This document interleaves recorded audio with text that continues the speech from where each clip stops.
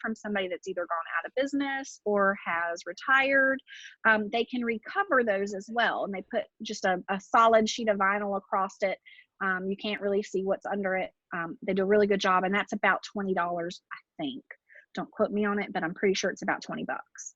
Sign Factory does a great job. You don't have to use them. If you need the artwork, we can certainly send that to you. I think there's some online that they do online, and we can send that out to you, or Donna sends it out to you, I think, in her welcome email. So that's it on yard signs. Business cards, Ashley touched on that. Sorry. Vistaprint does, that's okay. Vistaprint does a great job. Sending her your information, the proof is great. You don't have to use Vistaprint. There are local companies that you can use if you want, but Vistaprint really does a good job for us, and they're a nice quality. They look like you spend a lot more on them than what you really do, I guess. But that's it on those two things. Okay. So now we're going to talk about joining the Roanoke Valley Association of Realtors. All of you already have, I think, except maybe Aaron, have you joined RVAR yet? Okay. Right. We're still waiting on your license, right? Yeah. DPOR is very, very slow right now, but you'll get there. So Aaron's the only one that has any money left, is what that means, because RVAR is going to cost about $800. Now, the argument I always give people is, I got an 8-year-old waving in a window at me. The argument I give is $800 to $1,000 a year is what you're going to spend to become a member of the National Association of Realtors, Virginia Association of Realtors, and Roanoke Association of Realtors, and get your super key up and running, and have access to the MLS. And that really is a nominal expense to be able to be in business for yourself. And no, I'm on the conference call. You go talk to Daddy. Thank you. Working from home. So once you've joined RVAR, you have to make a membership appointment with them, and you're going to go talk to Susan at RVAR, who is the head of membership, and Maggie, who is the head of MLS. And they're going to sign you up with RVAR. And Aaron, once you leave out of there, you're going to have access to the Super E-Key, which will allow you to get into all the lock boxes in town. You're also, oh, thank you, Amanda. She says she spent about $1,285 the day she was at RVAR. Was that early? Was that like in January, Amanda? They do prorate it. Yeah. Because see, like if Aaron joins in April, she's not going to pay first quarter membership dues to National, Virginia, and Roanoke Association. Aaron will just be paying for 3/4 of a year rather than a full year. So it could be that Amanda was there earlier in the year and was having to pay for the whole year. Now that might be it. And I think that I also had some kind of extra fees because I had an iPhone and not an Android. So I had to get because you had to have the fob. Mm-hmm. Right. Yeah. Other things. Also part of that is a $300 new member fee. So that's why, Jennifer and Donna and I, when we paid in January, because we were already members, we only paid like $580 or something to join for the year. So it's not going to be that much every year. You're going to pay that much the first time you sign up. And then when you walk out of there, you've got an MLS ID. You can start immediately looking on the MLS. You've got your super key all set up, and you can start opening lock boxes and going to look at properties. So you do leave ready to roll. So once you have joined, what that does, and what I find that most agents don't take advantage of, is it does give you, eventually, a month or so later, they issue you what's called your NERDS number. And it's the National Realtor Database System. Yeah, that's what it is. I think that is what it is. I had to dig deep, but there it was. So with that number, you can go on to realtor.org, not realtor.com. Realtor.org is for the realtors. And you can log in with your NERDS number. They also have a NERDS number lookup, and that's NRDS. You can Google NERDS number lookup. And once you go on there, you're going to use your email address that you put with RVAR, and you're going to use your last name or possibly your license number. Once you use that, number, you can get a login to realtor.org. It'll also allow you to set up a user ID with Virginia Association of Realtors, which is virginiarealtors.org. You can go to both of those places and find all sorts of resources. National Association of Realtors has a ton of training materials and articles, and even like sales meeting kits where you can just dive in there and just use all the resources they have. Virginia Association of Realtors has training materials as well. But if you looked at my email from earlier this week where I sent you the video from Laura Farley, who's the general counsel for Virginia Association of Realtors, and she was talking about COVID-19 addendum. She's awesome.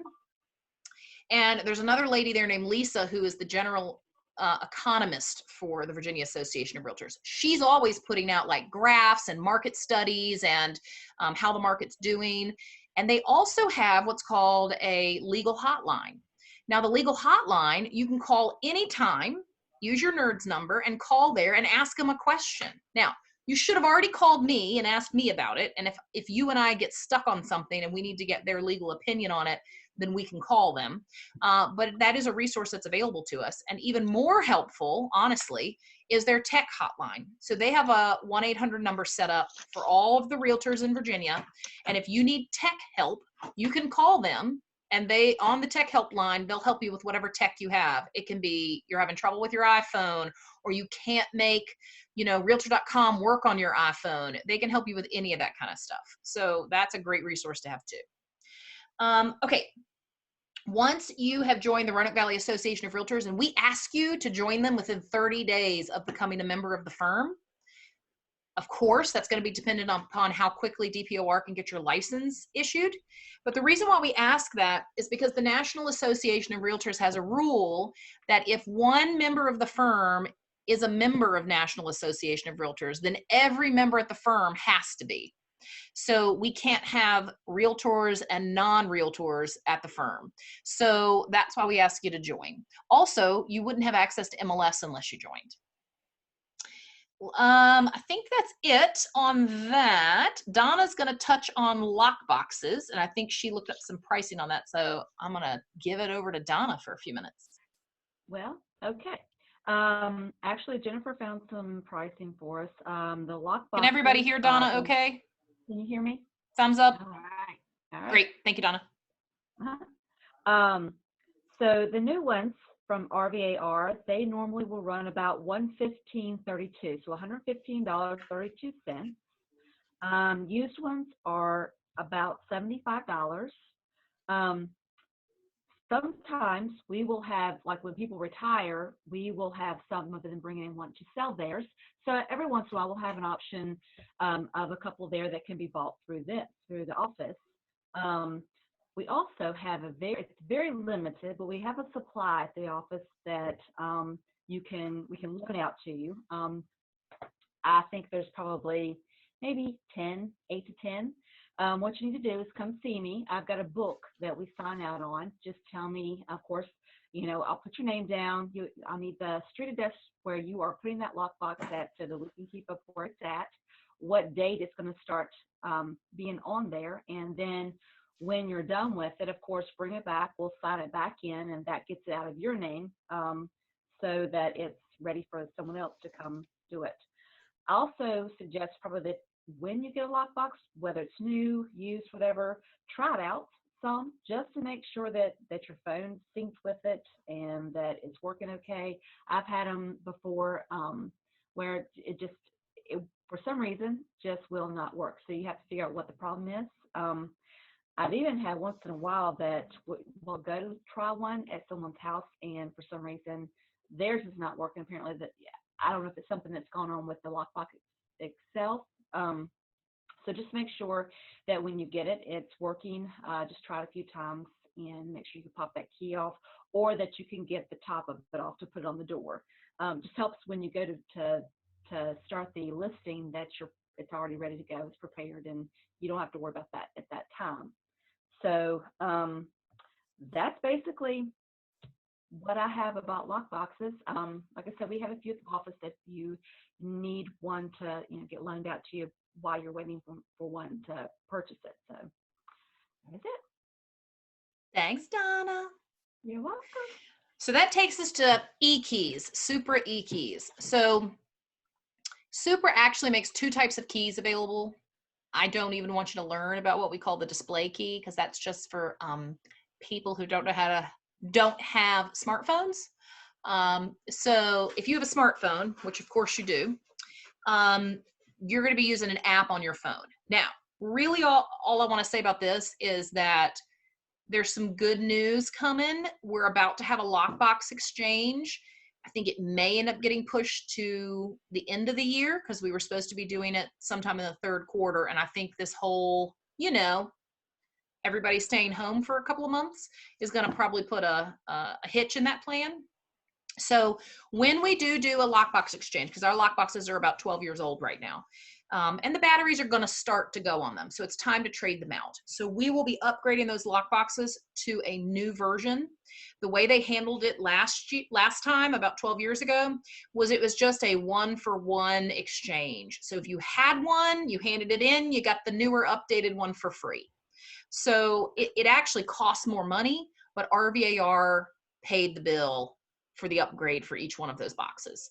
So we'll probably do the same thing again this time, and there will be an upgrade to it. And part of the upgrade to the newer box is going to include a 1-day showing code. So you'll be able to give a code to a realtor from outside of our area, or you'll be able to give a code to the painter that needs to go in and finish painting on your listing that isn't going on the market for a few days. And that's very exciting. You'll be able to give the code to a home inspector and allow them in. Now, with that said, every time you give a 1-day code to someone, you have to authorize that access. So you have to ask your seller, hey seller, is it okay if I give a 1-day code to the painter and let the painter go on in and start painting today, since we're going to list the house in 2 days? I want that in writing. I want you to email your client and ask that, because later, if something happens, I want you guys to be able to prove that you had the seller's permission to allow a 1-day code to go out to the painter. Okay. So that's pretty exciting stuff. It also, even more exciting, Amanda, you'll like this, is we're not going to need fobs anymore. So if you have an iPhone, you won't need a fob, and you'll just be able to function like the rest of us Android users. I liked it because for once ever, Android users had an edge over iPhone users, and that has never happened, ever. But we didn't need the fob. So yes, I hear September as well, Amanda. So I'm excited. I hope it'll roll out then. As y'all know, I'm on the board of directors, so we're looking at RVAR, and we're looking at whether this is going to delay anything or not. We're hoping not. We're continuing on having our meetings and having them virtually like this, which is weird. I'm not going to lie, but it's working. So we're full steam ahead on all our plans. And that takes care of e-keys. So we're going to move on to the next topic, which is we're going to go away from the first month you're in business. Now we've just handled the first month. Before we move on to the next section, does anybody have any questions or anything that surprised you your first month that you didn't expect? Anything at all? Okay. Quiet group. So now we're going to move on to education for your licensing. That's different than like the training we do at the office. So when you become a realtor, for the rest of your career, you're going to have to do continued ed every 2 years. So I've done continued ed every 2 years forever and ever and ever. However, when you're a brand new licensee, you have to complete post-licensing education your very first 12 months. So if you have had your license less than 12 months or are in the negative numbers, Erin, then as soon as you get your license, then you're going to have to start your post-licensing course. Now, you can leave it until like midway through the year, and I'll tell you why there might be a benefit to that. There are only a few times when procrastinating actually helps, and this is one of them. So if you actually can get 6 months of experience under your belt, and then you start your post-licensing education, you might have just a little more feel for real estate, and the material might stick a little better. It might make a little more sense. However, if you all remember what your original licensing exam and studies were like, and now you've worked a little business, you understand that they didn't really have much to do with each other. So, it's probably more along the lines of, what personality type are you? Do you want to go ahead and get a jump on it, or do you want to wait till the end and squeeze it in? So I will tell you, and write this down, Mosley.org gives free continued education online and free post-licensing education online. So that's MOSELEY.org. And if I can learn how to chat like Amanda, I can type that for you. Ooh, I got it.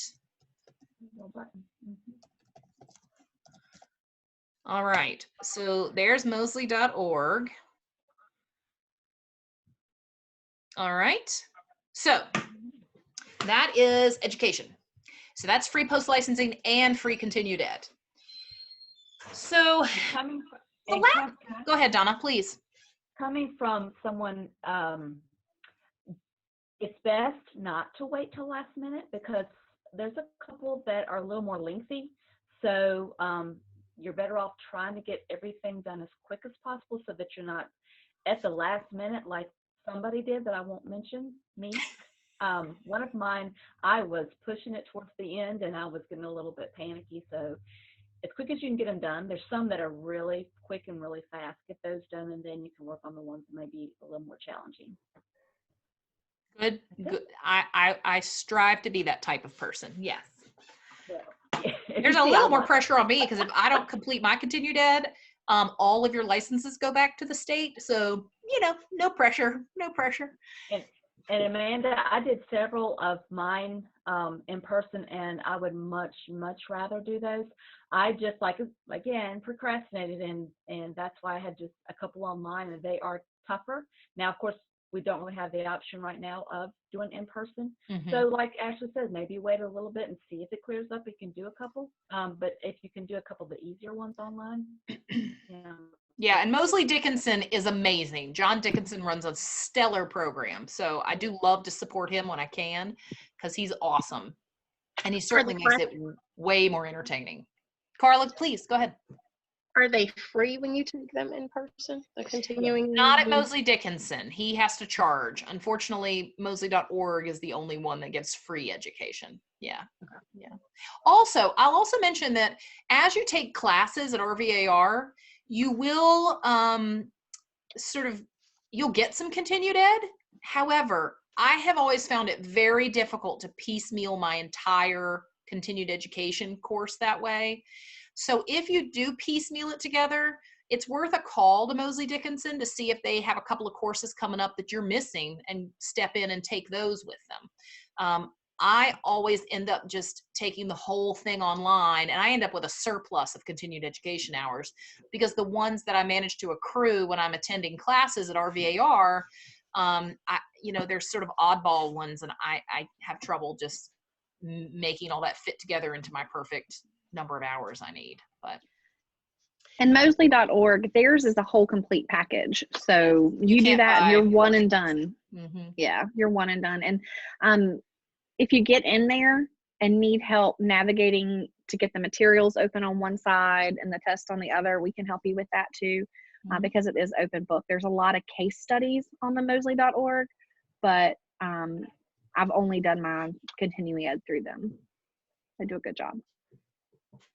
So we're going to talk about ongoing training and education for your business, not for your license, but for your business. So as you all know, we, until 2 weeks ago, we're offering it at the office bi-weekly. Every other Wednesday, we have an hour and a half of training at lunchtime, where we do just any sort of topic. Jeanette's been to several of them, so has Carla.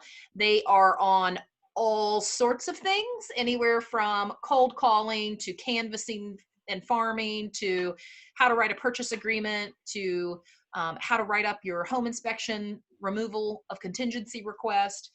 Anything we think is useful, we'll just schedule it and have a meeting on it. We do try to make those meetings as informative as possible, and also that they are informative to a seasoned agent, but also a new agent, which occasionally can be a hard fit to get one size fits all, but we try to. We also send out a weekly quick tip and a weekly quick tool. So on Tuesdays, you will get a quick tip, and that can just be a little tiny bite-sized piece of education that I want you to have about something that's come up in the course of our office work. So when we're in the office, we are constantly hearing people calling and saying, oh my gosh, I just went under contract on this house and there's a shared well. What do I do about that? Or there's no road maintenance agreement. Or USDA says there's too much acreage on the house we just went under contract on. You know, we had one of those where we had to parcel off an acre of the property and not buy it from the seller because they couldn't have done their USDA loan. You know, they have a maximum, it's 10 acres or something. And this was too much acreage. So just some weird stuff that comes up. And if you've been in my office, you'll see I've got a huge, you know, piece of paper on the wall where I just write them all up there as they come in so that I can use those as content later. On Thursdays, though, I try to send out a quick tool. And I will admit that last week I did not get them out because, you know, the world went nuts there for a little while. But I'm going to try to get back on it next week and be back to our regular routine of Tuesday quick tips and Thursday quick tools. Quick tool is more like an actual thing you can use. So maybe it's a software program or maybe it's an app. I have absolutely loved using Folio as an extension for my Gmail email. So Folio is a free extension that Gmail will give you for your, I'm going to type it up here, Folio extension for Gmail. So if you are on your Gmail account and you go over to the right hand on that little cluster of dots, you can click that and go to extensions and you can choose Folio or search for it and add it. And Folio is free so long as you're only doing 3 transactions at a time, and it's a transaction management software program. So it works with your Gmail and it allows you to do transaction management and keep track of all your emails, and it sets up a timeline that you can invite your seller or your buyer to, and they can pop back on whenever they want to and look at the timeline. Whenever I go on and I add an event, like yesterday, I sent a removal of contingency form to a listing agent for my buyers. I hopped on Folio, which is attached to my Gmail, and I just added an event to the timeline for yesterday that said, you know, delivered removal of contingency form to buyer to listing agent. When I did that, both of my buyers got an email saying, hey, there's an update to your timeline. Would you like to view it? And they could hop on and look at the timeline and see what I added. So they're able to look on there and just keep track of what's coming up next. I'm also able to put resources on there that will allow for a little more ease of transition for my buyers. So I may put in the list of resources the utility department information, the Roanoke Gas contact information. There's a button that I can put on there that will be the United States Postal Service, a link to their mail forwarding or change of address application that they have. So I can put all of that in the resources section of Folio on the timeline for my buyers and or sellers, and they can go there for sort of one-stop shopping to get everything done. I can also put items on there that they need to be doing, like don't forget to put the utilities in your name. Don't forget to turn on, you know, notify your homeowner's insurance that you're selling your home. So it just makes a nice looking timeline for your clients. Now, I went ahead and paid for it because I wanted to have the ability to do more than 3 transactions. However, you know, if you're doing less than 3 transactions at a time, it's worth trying out and just getting the hang of it before you get way, way, way too busy. Any questions about that? No? Okay. Good thing I love to just look at myself and talk. So going just fine. All right. Next topic is training at the Roanoke Valley Association of Realtors. So I would definitely encourage you. A little birdie told me today that somebody who's been a realtor for a really long time had not ever actually gone to rvar.com and looked to see all the offerings that they have. They might be looking guilty right now. But she commented this morning when we were looking at it, oh my gosh, look how much stuff they have going on. And it's all on there with the dates and the times. You can click a button and log into your RVAR account, which is not your MLS. You also have an RVAR account, and that's done by your NERDS number as well. You can log in there and register for classes. So almost all of the classes are free. They have, so there are many, many committees at RVAR, and I will encourage you after you've been in real estate for a year or two to please get on a committee up at the Roanoke Valley Association of Realtors. They have a tech committee, they have an education committee, they have a social events committee. They have all sorts of committees that you can join, some that are, you know, some that are doing really big, heavy lifting work, like the board of directors, and some that are not. Some that are literally planning social events or planning education opportunities, which are exciting to work on and maybe a good starter committee to work on. I'll tell you the reason why I got into it was it was about 10 years ago, and I realized that a lot of agents at other firms didn't know who I was, and if I ever hoped to have them come to work with us at Wainwright, I was going to need to let them know who I was. However, surprisingly, the way it benefited my business, in addition to sort of humanizing myself to other agents in the Valley, was honestly, I got into a multiple offer situation with somebody who and the listing agent was somebody I'd worked on a committee with. They knew I was easy to work with. They knew that I was pleasant to work with. So I think that gave me the edge when they were presenting those two offers, and they said, well, I know Ashley, she's easy to work with. You know, I think we'll have a good transaction with her. That gives you an edge when you're in a multiple offer situation, you know? So it certainly is a commitment of time that I'm volunteering, but it has certainly come back to pay me tenfold. I've really enjoyed my time up there. So what the tech committee and the education committee and the social events committee are doing is, I think they're not called the social events committee anymore. I think we decided a few years ago that that was a silly name. I think they're now called member engagement, but same kind of thing. Is they're putting on events for us to go to. And so they're scheduling speakers to come in and speak. They're scheduling for tech classes. You know, I've been to numerous classes up at RVAR where they're talking about what are the hot new apps we want to be using for our business. Almost all of those classes are free. And in addition to RVAR hosting those classes up there at RVAR, is that a lot of lenders will too. Lenders will bring in a guest speaker or a motivational speaker, and they'll pay to have them come in, and you can go in and sit and hear this, you know, world-class speaker at RVAR.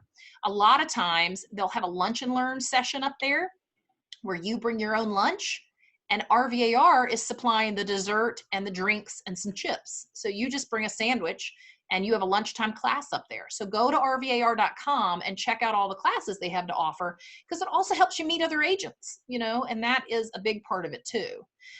It used to be we would meet with the other agent and submit our offers and sit across the table from them and explain our offer to them. And that's how we got to know each other. That's not how it's done anymore. So it's even more important now to go to the classes and meet everybody. What am I forgetting? Oh, new member orientation. If you have not done new member orientation at RVAR, they expect you to do it within the first 6 months of becoming a member at RVAR. So they will give you a 6-month extension if you ask, but then that's it. So that first year, you really have to go to new member orientation. It will be an all-day class at RVAR. It starts about 8:30 in the morning and they finish up about 4:30 in the afternoon. And it really is an excellent class and it is required. So just start putting that on your calendar to, I think Friday, June 19th is the next one that's coming up. Who knows if we'll have it or not, but if you want to write that down and put that on your calendar, you're welcome to. So Friday, June 19th, 8:30 a.m. So the next topic I want to talk about, go ahead. I'm sorry. I thought I was muted. That's okay. I'm afraid the dog's going to start barking. I just had to shoo 2 8-year-olds out of here again. Jeez. They were tiptoeing this time at least. So the next thing I want to talk about is mentor opportunities. So we do not have a formal mentor program at the office, but that is really just because Jennifer and Donna and I know the agents really well. We would rather hand pick someone for you who we think you're going to really get along with and benefit from, and who's going to have some expertise and experience that is going to really resonate with you. So if you're interested in mentoring with someone, please let us know. We will set you up with another agent. Yes, Erin, please. Are you interested? Okay. Put her down, Jennifer. Got it. Everyone's mentor. So what I really recommend is that you work some open houses with that agent. Work some open houses, go show houses with them, and more importantly, just spend time with them. So even if you both agree to go to the property tour, and Donna had this experience early on. She went on a property tour and she had Mary Chisholm beside her, and she just happened to shadow Mary Chisholm through the property tour. Donna, do you want to share how much that was useful to you? Oh, yeah, sure. We were on a property tour, there was several of us, and Mary was there on her own, and I just happened to start talking with her, and she said, walk with me. So I walked with her through the whole home. She gave me her expert opinion because she's very seasoned, experienced. So things that I wouldn't notice, being fairly new within a couple years, she was pointing out different parts of the house that were, I guess, could have been upgraded, that weren't upgraded, that probably things that I may have not noticed needing work on them, or what I could look for when I was on a property tour or just viewing a home. So I got her opinion, and it was so nice because it was informal. Just she and I were walking along, and I got to get her perspective of it, and that really helped me a lot. And she was really patient, and just walked at my speed, and if I had a question, I just asked her. So it was one-on-one, and it was so nice. And she's very willing to do that with anyone. So just, she's one that I would welcome going again with, plus other people. There were several others that I've had the experience with doing that. I went and did an open house with Kara, and had never gotten to do an open house before, and so we were able to go along, and she was giving me insights of what to do, and I'm going to wind up doing an open house for her at some point. So those are just tremendous areas where you can gain access and as far as experience. So. That's right, and pick their brain because they've been doing it a long time. And we've got lots of agents at the firm who love to have somebody. Donna, I feel you. 15 and 17, they don't grow up. Whole new world. So we've got lots of agents who are very, very willing and in fact excited to have folks ride around with them. And of course, when we get back to our normal life and just share their experiences with them. And also, I don't like to work open houses by myself. So that's not a great feeling that I'm going to spend 3 hours hanging around a vacant house all by myself. So lenders are happy to work those with you. And then at least you've got somebody else to chat with if nobody shows up, or another agent is willing to work with you, and just, you guys have a chance to sort of pick each other's brains and talk about real estate. And it is a great experience to be able to work an open house with someone else. So if you want to have a mentor experience, let me know. At other firms, sometimes there's an exchange of commissions, like you'll work with the mentor and you're going to split the first transaction 50-50. We don't really do that here. I think if you wanted to get really deep into a mentorship relationship with somebody, there could be an arrangement like that made. But in our case, every time we've done it, the mentor is just excited to help out. So we've not found that there's ever been a cost related to mentoring or shadowing with somebody. So I wouldn't let that be a concern. So let's talk about my last topic, which is get business quick. So this is probably the most common question I get of how do I get going faster? Obviously, it's because you'd like to make money quickly. But secondly, if you're getting into real estate, you don't like sitting around, and it can be very frustrating to hurry up and wait. So what I want to talk about for our last, 10, 15 minutes is ways you can sort of artificially crank up your business. So The first one, and the one I recommend the most, is to work open houses. You can work an open house every Saturday or every Sunday for the next, year, and you will have built up your database of people to be 150, 200 people you did not know a year earlier. So it really does help you start to build up that, what we call your CRM, your client relationship manager. So there is a client relationship manager software program already built into our MLS that you can use, where you can put into the contact management section, you can start keying everybody in there. There also are plenty of paid for programs you can use as well. And if you have any questions about those, let me know. But at a bare minimum, you want to have a notebook and be just putting everybody in there. That way you can start sending out emails every month to folks you've met at open houses. It also lets you practice on people who probably aren't buying the house. If you're working an open house, the people who come to that open house very seldomly actually buy that house. It's just a numbers thing. A lot of people are gonna have to go through that house before the actual buyer shows up. And most of the time it's not at the open house. So in the beginning, you're not very good at what to say, how to say it, how to apply some friendly sales pressure, but not too much sales pressure. It's a weird thing, So I think open houses are a way for you to get your feet wet doing that and get more experienced at sort of just riffing and talking with people and trying to come up with conversations and pull conversations out of them. It also helps you start to get a thick skin, because not everybody's going to want to talk to you. And that's okay. So open houses are a good way to just sort of have a bunch of guinea pigs walk in and you get to practice on them. So what's going to happen is the first 10 times you try it, it's going to feel really awkward and a little strange. And if you're a little more introverted, it's going to feel really artificial to you.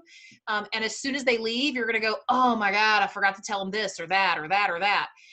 All of that is just practice. So that's why it's so good to just keep practicing. And for the price of a cookie that you're going to give them, they come in and volunteer to be your guinea pig. So the other thing I'll mention is Facebook business page, but Donna's quite experienced with that. So she's going to chat on that for a little bit. Please, Donna. Sure. I'm not sure how experienced, but I've put mine together. I have worked with a couple agents, getting their setup for them. Very recommended.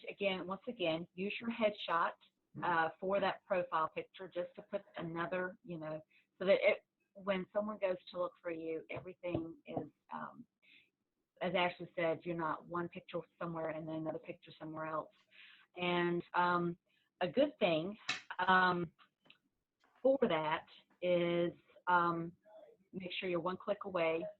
Is that correct, Ashley? One click away from the website, just so that you have all the devices right there, so that if someone goes on to look at your page, that they have Wainwright, all of their I guess helpful hints and I guess it's all the Disclosures, the required disclosures. Yep. Exactly. So it's a good thing you can start to post. Like we had Samantha, she did a video of a home that she has had a hard time selling. So she went and put a video, I guess it was almost like a showing, and she put that on her business. One good thing, if you have a personal one, also have that connection that you can click one click away to your business, so that people can go to, they're that close to it and they can get on there and see what you've got posted. You can post houses. You can put memes that, just are constantly reminding people that, hey, I'm ready to show your house, or listers. I am ready to take you to see houses. You want to make sure you have all the pertinent information. It's a couple of pages, I guess, of your I guess website, but it's also your email, all your personal information that will be needed when people click on there to see who you are, who you work for.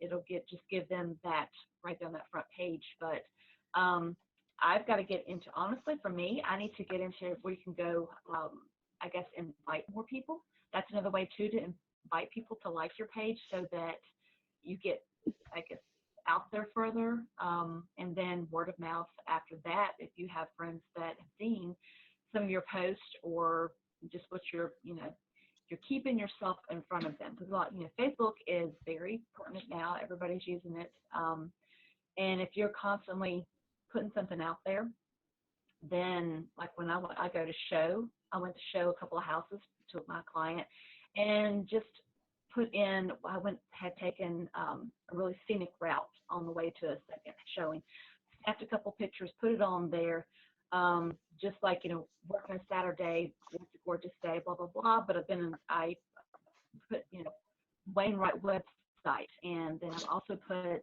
a little hashtag use, why Wainwright. Can't say it very well, but I can put it in there. It's just getting your business out there. It's very easy.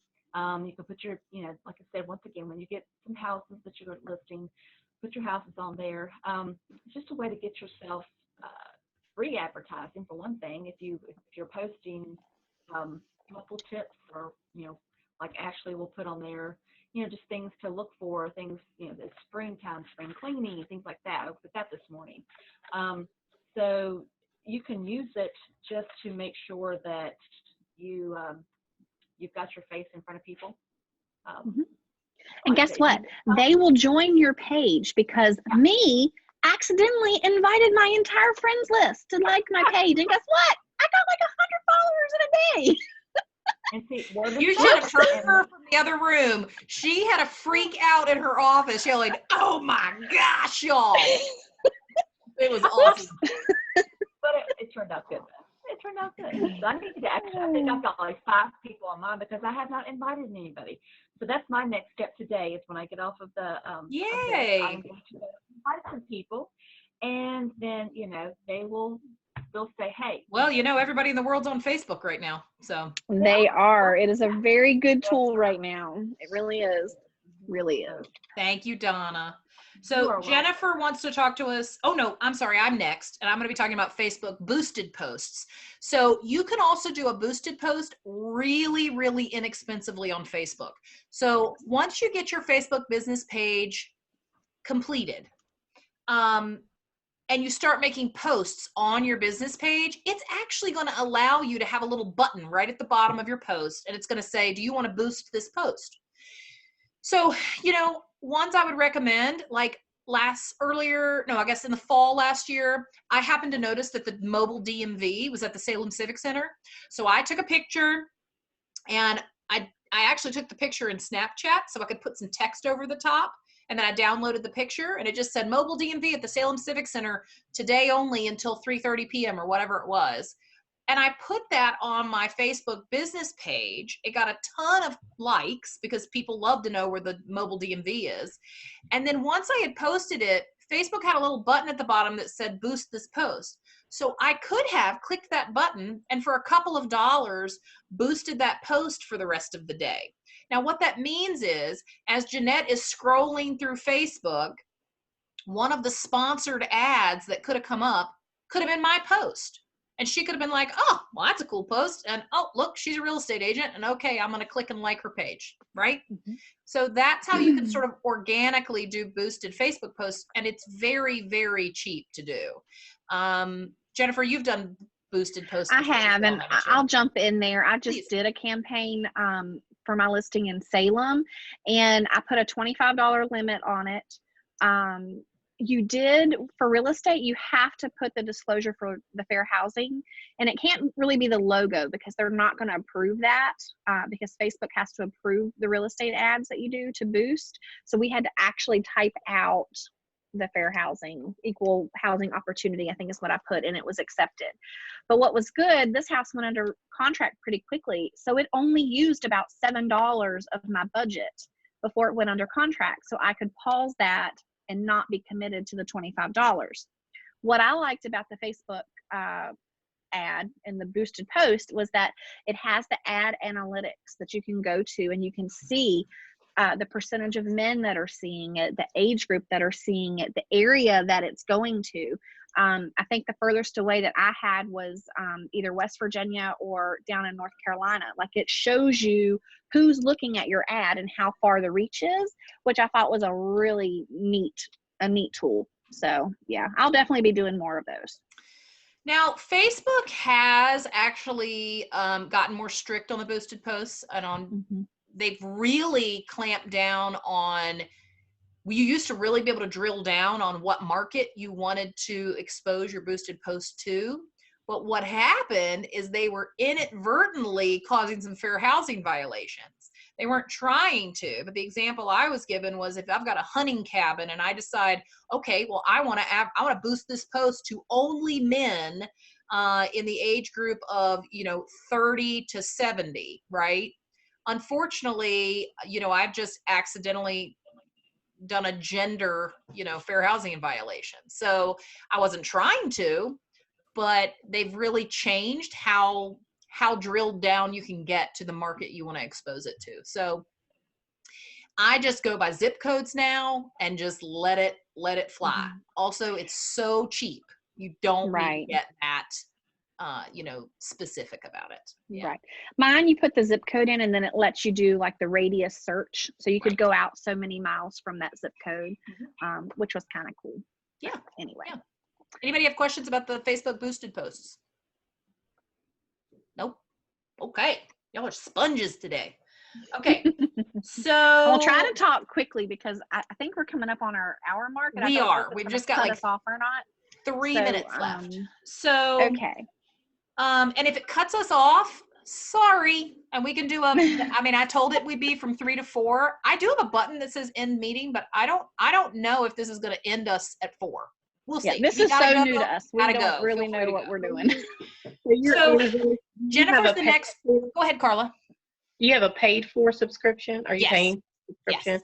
We won't cut you off. Okay, great. Thank you. Yay! Yay. Good to know. Thank you, Carla. Very first day. Jennifer found us a half price coupon code. Go, Jennifer. I know, girl. That's good stuff. Okay, Jennifer's going to talk on joining organizations. Yes, and basically that's just putting yourself out there into the community. You never know where that next client is coming from. Make yourself known. You're going to join your civic groups. You've got Kiwanis, Lions Club, any booster clubs that your kids may be in, sports, that sort of thing. Big Brothers, Big Sisters, Rotary, country clubs. Just put yourself out there, even places of worship, things like that. Let them know what you're doing. Talk about what you're doing. And it kind of organically happens. I know we have an agent that all the time talks about his membership to a country club is paid for every year by one deal that he gets from it. And he doesn't even advertise it. They just know him being there and him being a realtor. He's not actually going in every week saying, hey, give me your business. It's just they know who he is. He's there.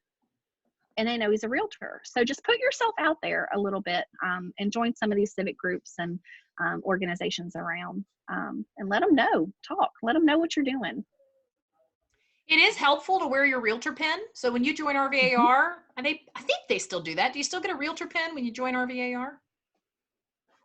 If they don't give it to you, there is the realtor store at RVAR, and they do have them available there. It's just a little gold pin.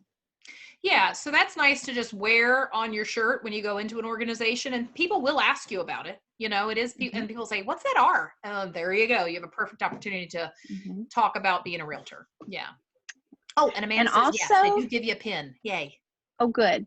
And also, a lot of our agents, and this is something I've never done, and I just talked to Donna about it, have your name tags made. They make really nice hard-backed name tags that has the magnet so it doesn't mess up your shirt or whatever. Erin says vanity plates. Yeah. You can do vanity plates. And actually, I just talked Ashley into doing that this year. Okay, so I'll tell you, if you've got time, I'll tell you a hilarious story. I had to try to prove to DMV that I was a realtor because I've been a realtor hi, Amy. I've been a realtor for 18 years and never gotten a realtor vanity plate, right? So I went to the DMV finally to get one just last year because Jennifer finally convinced me. Also, I finally had a car nice enough to put one on, but that's another story. So I went to the DMV and I was trying to get the realtor plate, and they were like, well, we need to see your real estate, or was it the NERDS number? That's what they needed. They needed the National think it was, Association of yeah. Realtors card, because when you get your NERDS number, they'll issue you a card. So I pull out my NERDS card, which is 18 years old, and gave it to her, and they wouldn't accept it as being legal. She was like, we've never seen one like this before. Because, I guess you get them early on, and I was just a rando who only got it 18 years later. So it took a long time for me to convince her, and I had to show her business cards and all sorts of stuff for her to give me a realtor vanity plate. But Or you can just do it online and put your number in. can you really? That's all I did. I did not do it that way. I don't do anything the easy way. But. Sorry. No problem. So last couple of topics I'm going to talk about joining a referral network. So does anybody here belong to a referral network of any type? Do y'all know what I'm talking about? Because I'm happy to explain it. Carla does. So it's just a referral group. Carla, you're still muted. Do you want to unmute? Sorry, I totally forgot I was muted.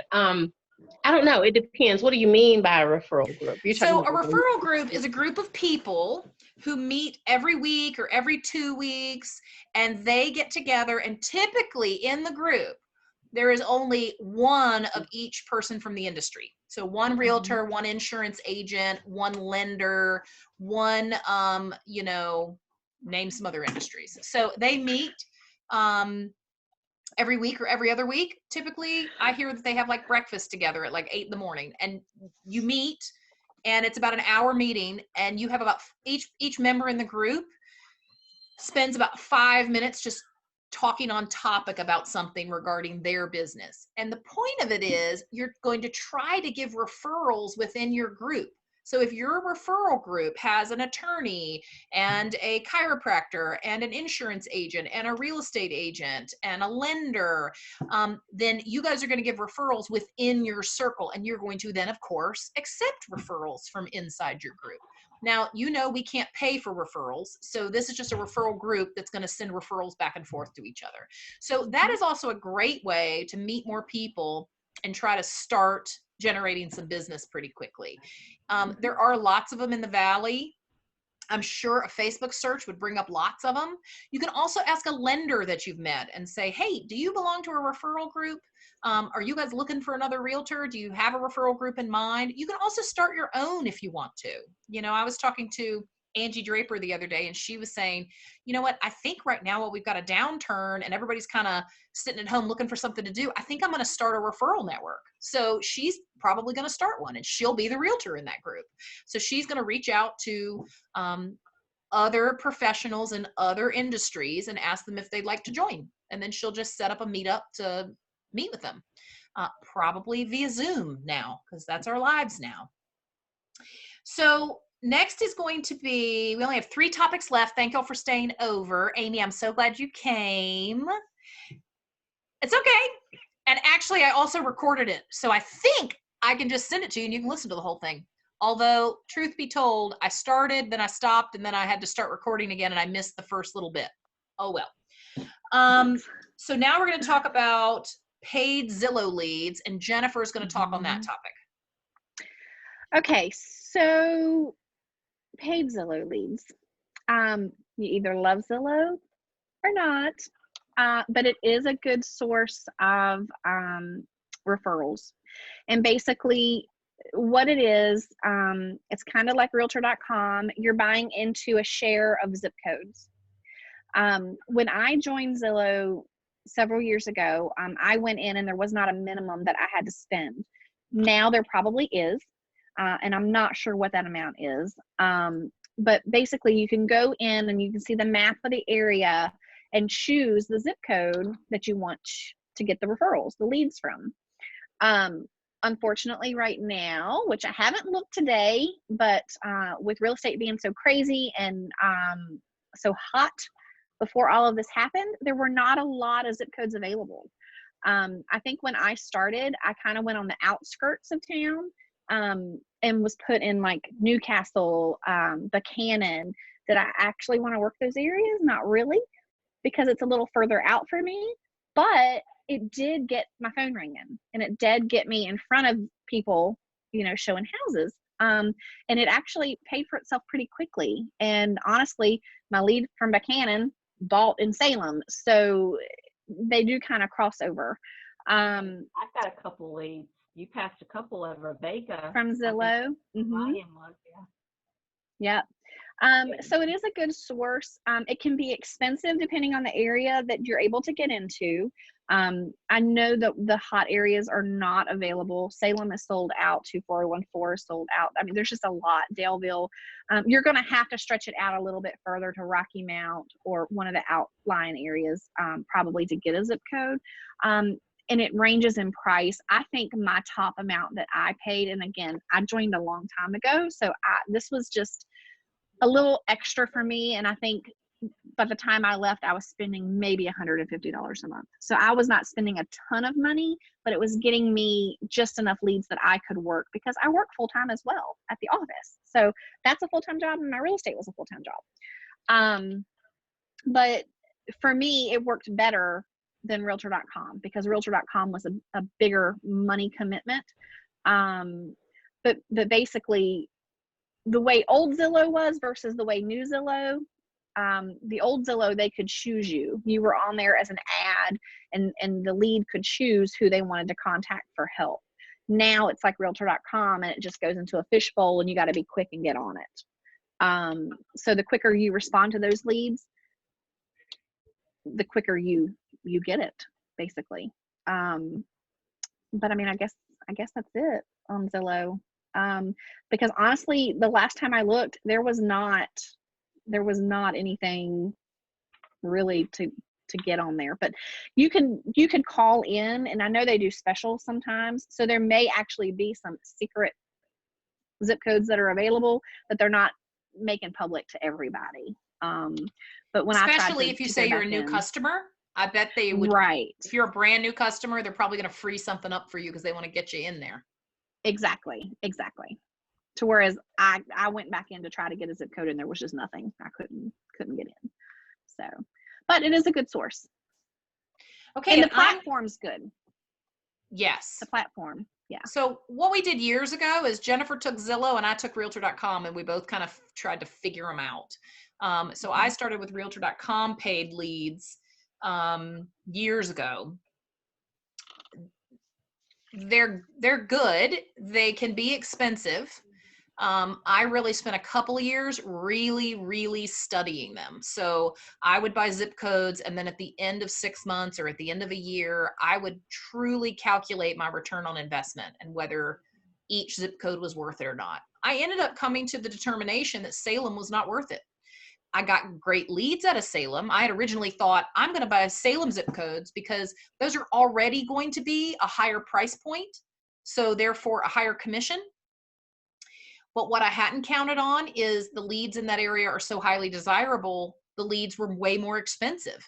So I was spending so much more money to get those higher priced leads, or those higher purchase price leads, that the return on investment was not as good as like the 24012 area code. So I ended up letting those go and going more in the 24012 area code, where the leads were much less expensive.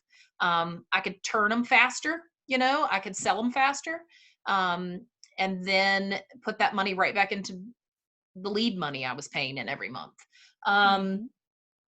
Unfortunately, recently, Realtor.com has rolled out a new product called OpCity, and OpCity is another company. They don't really want you to know they're owned by Realtor.com, but OpCity is owned and run by Realtor.com. What they're doing is you can sign up through me to be an OpCity registered realtor, and they can send you leads and you can claim them. And when they close, you're going to pay OpCity. Is it 40%, Jennifer? 30, 35. 30%? It depends on the price point. It depends right. on the price of the house. You're going to pay OpCity a 30 to 35% referral fee. So what's nice about that is you're not spending any money on leads, right? until it closes. Like me with Realtor.com, I'm spending that money every month, whether I close one of those leads or not. OpCity, you're not coming out of pocket any money until something closes, but then you're paying them a 30 or 35% lead fee or referral fee. What I resent is I feel like I'm now competing with myself. Like, not only am I competing with other agents on my Realtor.com leads now to try to get to the lead first, now I've got them funneling them over to OpCity to resell to me for a 30% referral fee as well. So Realtor.com is basically double dipping is what they're doing. Correct. Yeah. With those leads. So I'm not so sure I'm going to keep all my Realtor.com leads now. I may be letting that go and just doing OpCity. If you're interested in learning more about OpCity, just let me know. It's new. I'm not so sure I'm going to stay with Realtor.com, but it is a good experience to learn how to work leads. And the one takeaway I'll give you is that Realtor.com does make a third-party app called 5 Street, and you're going to spell out 5, F-I-V-E, Street. That is a third-party app that you can use in conjunction with your Realtor.com leads. And what that's going to do is it's going to let you set up a text message, and 5 Street is going to send a text message and an email to those leads within 45 seconds of the lead coming in. So if you happen to be on the other line, or you happen to be away from your phone for a minute, even if you can't call that lead immediately, they're already going to have gotten a text message and an email from you. Now, it's best to get on the phone as fast as you can. And my most of my success with those comes from calling immediately. I don't even look it up on the MLS yet. It doesn't matter if I know anything about the property or not. I probably don't. I'm just trying to get that human on the phone first. And then I'm going to have them on speakerphone, and I'm going to be building rapport and talking with them while I'm on the MLS real quick trying to pull up the property. Does that make sense? Okay, before we are totally out of time, so let's talk about the very last topic, which is asking for business. It is very important to ask for business. I saw your face, Amy. I saw that. It is also intimidating. It's intimidating to ask for business. You know, I got a Facebook message today from my cousin, who, not my cousin Donna, different cousin, her cousin too though, who's the cousin's husband does landscaping work. Well, she just emailed me through Facebook today to say, hey, do you know anybody who might be able to use clay for landscaping? He's looking for work outside right now, and he's got some openings. She's asking for business. You know, you have to ask for business. If you don't ask for business, clay would have never occurred to me today as a landscaper. I'm just not thinking about that until I got the message in Facebook today. So you just have to ask for business. And every time you have shown a house to your clients and you didn't find it that day and you're getting ready to say bye to them, say, hey, you know what? I know we didn't find it today. Next week will be great. Let's go out again and take a look at some more houses. But by the way, while you're at work this week, if you hear anybody mentioning buying or selling a house, please, if you wouldn't mind, would you just give them one of my business cards, and then give them a business card? They already feel badly that they, quote unquote, wasted your day looking at houses that day and they didn't find the house they wanted. So psychologically, they want to pay you back. So that's the perfect time to talk to them about, hey, here are a couple of my business cards. If you hear of anybody talking about real estate, I'd love for you to give them one of my cards. Okay. That's just asking for business. You've got to do it. All right. Does anybody have any questions before we wrap up? One thing on that. Don't assume that your friends and family know what you're doing. Yeah. Because they don't. You have to tell them. You have to let them know, because many times, and it's happened to me too. Me too. You sign on to Facebook and it's, oh my gosh, my best friend from school just bought a house through Joe Blow down the street. Why didn't they use me? Well, duh, because they didn't know. Like, use your words. Use your words, people. Let them know, because they're not going to know any other way. That's right. Yep. All right. We had one agent many years ago that it didn't matter where she went, she handed out a business card. Yeah. It could have been the drive-thru at McDonald's, and when she paid, she handed that lady her business card. I'm not lying. Somewhere between those two. That's where you need to be. Amanda, you're so welcome. Thank you for coming. And thank you all very, very much for coming. We have missed seeing you guys. We have missed seeing humans that don't live with me. Most definitely, because I do not do video and here I am. So yeah. Thank you all very much. If you're interested, we're going to try to do some more. I'm hoping I can convince one of our seasoned agents to maybe host one and let people just ask them questions about, I'll be here moderating, but thank you for the clapping sign, Erin. So I'm hoping that some of our more experienced agents will hop on one and host one and you know, just let us sort of ask them questions and pick their brains and just have a good time. So if you have ideas for topics you'd like for us to cover in these, shoot me an email and let me know, because I'm going to try to stay connected with you guys as long as we're at home. We'll see. And we'll try to stay on time next time too. Yes. This Thank was you the guys. first one. The first one. Amy, Stay no well. problem. I'll send you the recording. Thanks, everybody. Thank you. Bye.